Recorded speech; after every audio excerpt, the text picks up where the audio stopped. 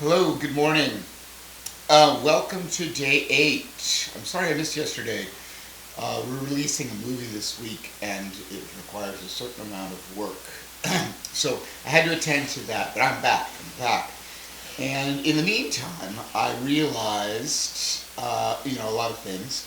I think now the kind of screenwriting really is we're going to really start, I think. Everything else has been sort of laying a firmament.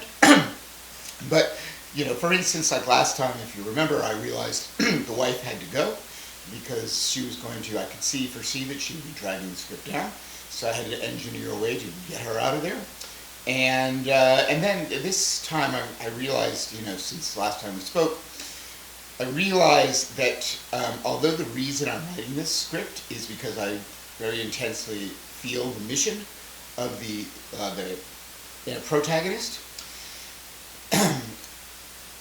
I can't allow him to actually be the eyes and ears of the script because his situation is so unique that people in the audience, the reader, won't be entirely able to identify with him.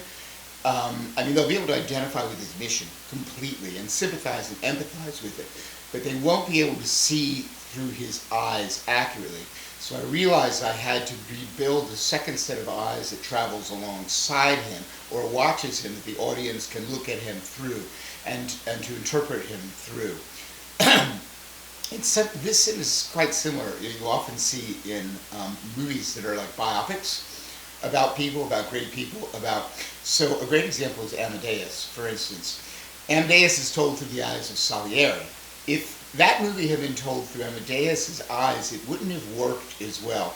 Having someone sit on the sidelines and view him and give their opinions of him, even if they're negative, for us, allows us to interpret Amadeus differently than having Amadeus sort of interpret his own opinions about himself for himself. So it's very valuable to have this sort of neutral, very general figure also in the movie that looks at the person that we are following and gives a sort of interpretation or a window for us to look at them through. We don't have to agree with what they say. In fact, even if we disagree, it doesn't matter. It still allows us to form our own opinions. It's kind of weirdly like, watching someone take a shower or something like that. I know that sounds weird, but you kind of don't want to stand there in front of the shower and watch them take a shower. You kind of want to peek through a window. And, I don't do that, don't get me wrong, but it is in the same way with screenwriting. Having a secondary character to watch the person that we're following allows us to sort of do that, to observe them from a distance and form our opinions without sort of feeling pressured by their presence to do so. So in any event, just to recapitulate, I believe that the audience, like myself, will really identify with this guy's journey and why he's doing what he's doing. But what he's doing is so extreme, and his situation in life is so relatively unusual that we need to sort of take one step back through another character. And that character is going to be this detective, Donovan, who's in the perfect position to do it. And he will also allow me to interject a little humor into the script, which the script sort of is going to desperately need, because ultimately it's a very serious subject. And, and it's an action film, and yeah, and serious things happen, but even in action films, I always feel like a little bit of levity is also very healthy and helpful.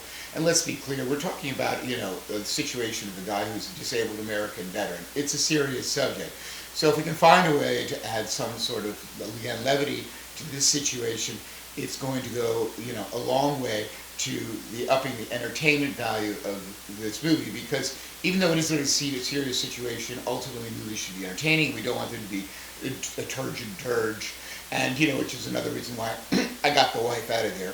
Not that wives are turgid, but I just knew that any conversation in the future between a wife who had to leave her husband because she couldn't stand to see him tear himself apart like this was going to end up being a dramatic conversation, and not necessarily one that is needed in this kind of movie. So it's day 8. Sorry about yesterday. Let's go write some screenplay. Yes, excited.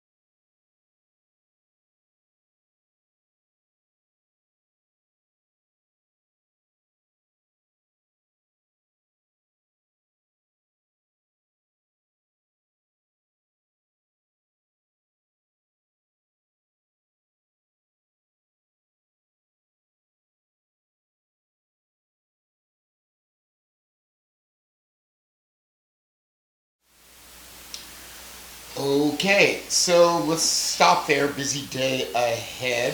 So if you were paying attention, you can see what I did there. I sort of very neatly inserted a second story into the existing story that now terminates at the exact same point that it did last time before I started going back and fixing these things. And it's also shorter, interestingly enough, even though I added a bunch of material.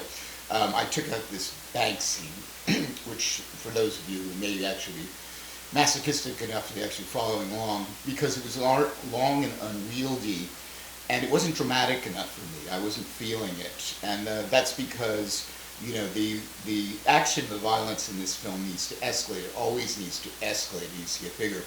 And although banks are definitely part of the problem when it comes to these predatory loans, the people working in them aren't. So I can't really justify him upping the level of violence in a bank. So instead, I had it explain what happened secondhand, and it's actually far more dramatic that way. And we receive it through the eyes of now who is our surrogate, who's Derry Donovan.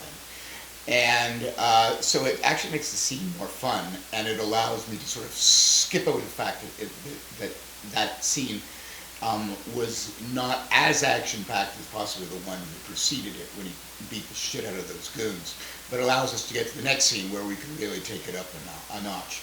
And also it allows me to see I've created this new character of Carlotta, the Veterans Administration Office of Investigations Administrator, who is going to be sort of a co-leader, a co-investigator with Donovan, and so he has somebody to bounce off of. And so, it may be interesting to some of you to watch how I do this.